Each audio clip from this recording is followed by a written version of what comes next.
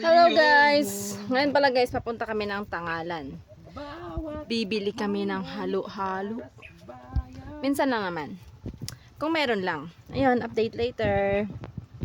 A few moments later. Hello guys, nakauwi na kami at dahil wala ang halo-halo, hindi kami nakabili. Parang medyo hindi worth it sa price. Yun lang. Ito na lang binili namin. Ice cream na Dan Eric.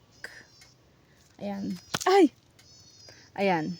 Worth it po ito guys kasi hindi siya tinipid sa ingredients. Tapos, yung pagka-ice cream niya ay hindi talaga siya parang hangin. A few moments later. Ayan, ito na nga yun guys, yung ice cream namin. Ayan naman sa anak ko. Ayan. Ayan naman sa asawa ko. Yummy. Bye, hanggang dito na lang.